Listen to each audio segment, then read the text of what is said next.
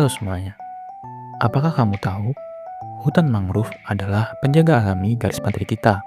Mereka melindungi dari abrasi, menjadi rumah bagi banyak makhluk, dan membantu menjaga keseimbangan ekosistem laut. Tapi, apa yang membuat mangrove begitu kokoh dan bertahan di lingkungan yang ekstrim? Rahasianya ada pada morfologi mereka yang unik. Yuk, kita kenalan dengan 3 jenis utama mangrove yang sering ditemukan di Indonesia.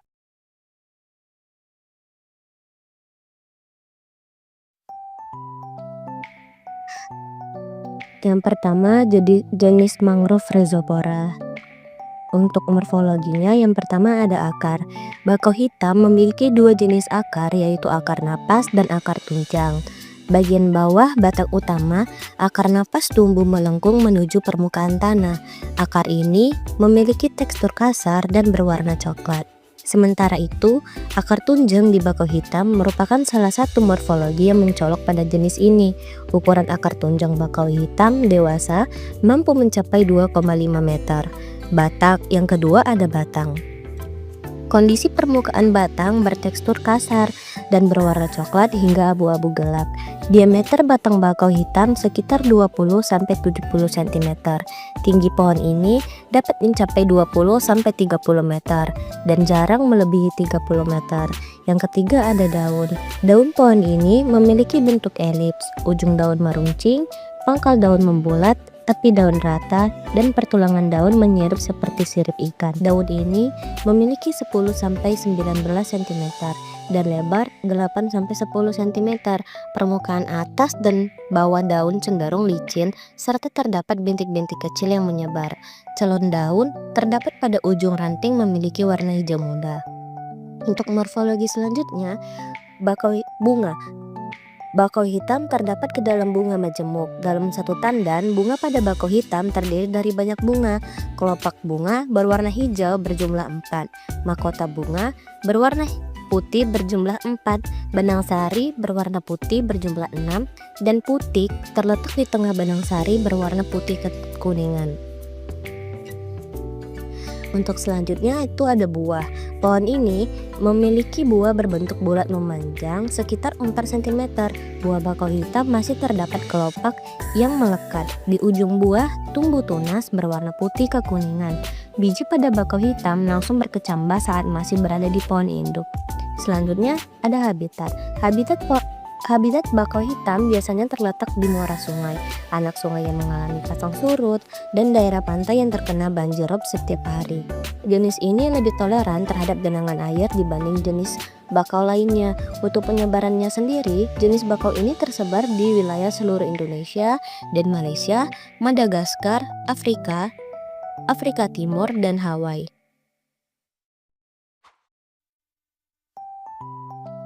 Sistem perakaran Sonerita alba merupakan perakaran pneumatofor.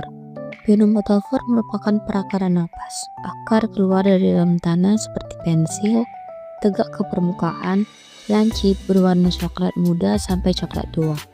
Kulit akar ini mudah mengelupas, bagian dalam akar berwarna merah.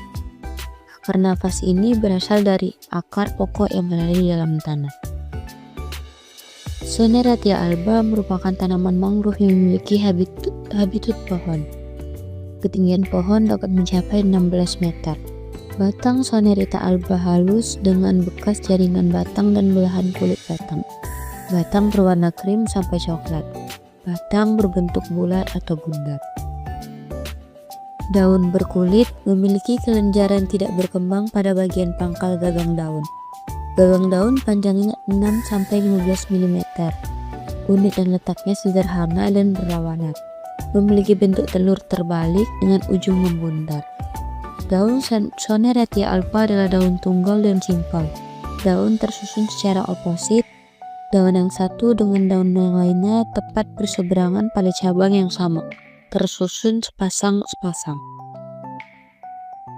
Perihal bunga pada Soneratia alba memiliki bunga biseksual. Gagang bunga tumpul panjangnya 1 cm. Terletak di ujung atau pada satu rangkaian sampai beberapa bunga bersusun. Biasanya memiliki diameter 58 cm, memiliki formasi soliter kelompok, 1-3 bunga per kelompok. Daun mahkota berwarna putih dan mudah rontok. Kelopak bunga berjumlah 6 sampai dengan 8. Berkulit, bagian luar hijau di dalam kemerahan. Seperti lonceng, panjangnya sekitar 2 sampai 2,5 cm. Memiliki benang sari banyak, ujungnya putih dan pangkal kuning dan mudah rontok. Bunganya terbuka menjelang malam hari dan berlangsung sepanjang malam, mengandung banyak madu pada pembuluh kelopak. Perihal buah pada Senoretia alba seperti bola, ujungnya bertangkai dan bagian dasarnya terbungkus kelopak bunga. Bunga mengandung banyak biji, sekitar 150 sampai 200 biji, dan tidak akan membuka pada saat telah matang. Ukuran bunga memiliki 3,5 sampai 4,5 cm. Warna bunga warna hijau, permukaan halus, kelopak berbentuk cawan menutupi dasar buah. Helai kelopak menyebar atau melengkung, berisi 150 sampai 200 biji dalam buah. Perihal biji, tipe bijinya normal. Pada bijinya terdapat jaringan yang mengandung air sehingga menyebabkan buah menjadi mengapung.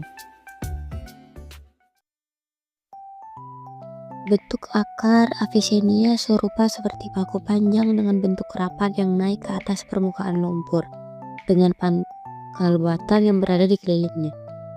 Memiliki daun berwarna putih dan memiliki kelenjar garam di bagian bawah permukaan daun. Bagian atas daun berwarna hijau mengkilat. Bentuk buah bulir layaknya buah mangga, dengan bagian ujung pada buah panjang serta tumpul dengan ukuran sekitar 1 cm. Memiliki reproduksi yang bersifat fitofivipari, yang berarti saat tanaman induk menggantung, biji tanaman tumbuh keluar dari kulit bijinya, namun tidak menembus buah sebelum biji jatuh menuju lumpur atau tanah. Memiliki bentuk berkecambah pada biji mangrove api-api saat buah masih berada di ranting, sehingga biji langsung dapat tumbuh saat jatuh di tanah atau lumpur. Ketika pohon Avicennia marina telah rusak atau bahkan tumbang, tunas baru akan tumbuh kembali.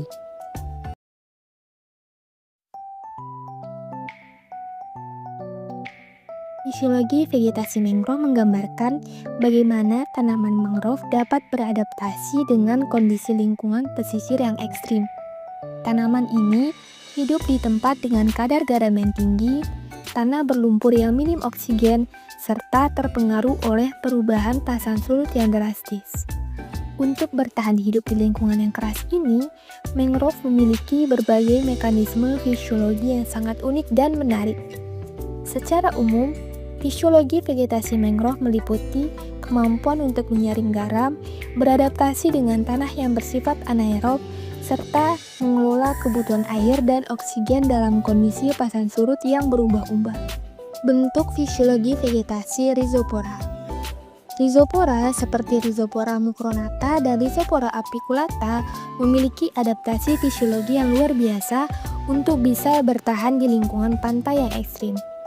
Ciri khasnya adalah memiliki akar tunjang yang besar dan kokoh yang berfungsi untuk memberikan stabilitas di tanah lumpur lunak dan mendukung pertukaran gas melalui lentisel yang memungkinkan akar dapat menyerap oksigen meskipun tanah minim akan udara. Selain itu, Rhizopora ini juga mampu menyaring garam dari air yang diserap sehingga hanya air tawar yang masuk ke tubuh tanaman. Daun dari Rhizopora ini juga berperan penting dengan lapisan kutikula yang mengurangi penguapan dan menjaga kelembapan tanaman. Adaptasi ini menjadikan Rhizopora ini tangguh dalam menghadapi salinitas yang tinggi, tanah yang bersifat anaerob, serta perubahan pasang surut, sekaligus berperan besar dalam menjaga ekosistem pesisir. Jenis mangrove yang kedua yaitu Avicennia, seperti Avicennia marina atau Avicennia alba, dikenal dengan akar nafasnya atau sering disebut dengan veniomatofor yang mencuat dari permukaan tanah. Fisiologi unik Avicennia ini meliputi yang pertama yaitu memiliki akar nafas yang dilapisi oleh lentisel untuk mengambil oksigen langsung dari udara. Hal ini penting karena tanah lumpur sering kekurangan oksigen. Yang kedua yaitu ekskresi garam. Avicennia ini memiliki kelenjar garam pada daunnya yang secara aktif mengeluarkan kelebihan garam dari tubuh tanaman. Proses ini terlihat pada permukaan daun yang sering tertutupi kristal garam. Kemudian efisiensi daun. Daun Avicennia kecil dan tebal dengan kutikula tebal, sehingga mampu mengurangi penguapan air di lingkungan yang panas. Jenis mangrove yang ketiga yaitu Soneratia. Seperti Soneratia alba, memiliki adaptasi fisiologis yang berbeda dibanding dua jenis lainnya. Tanaman ini yang pertama memiliki akar nafas yang besar. Nah, akar napas Soneratia ini lebih besar dan tinggi serta memiliki banyak lentisel untuk memaksimalkan penyerapan oksigen. Hal ini membantu tanaman bertahan di tanah yang lebih dalam atau terendam lama saat pasang tinggi. Kemudian adaptasi daunnya. Daun Soneratia ini berwarna hijau cerah dan memiliki mekanisme penyimpanan air yang baik untuk menghadapi kondisi kekeringan saat air surut. Kemudian toleransi salinitas. Meskipun Soneratia tidak memiliki kelenjar garam seperti Avicennia, tanaman ini memiliki sistem internal yang mampu mengelola kadar garam di dalam tubuhnya untuk menghindari keracunan.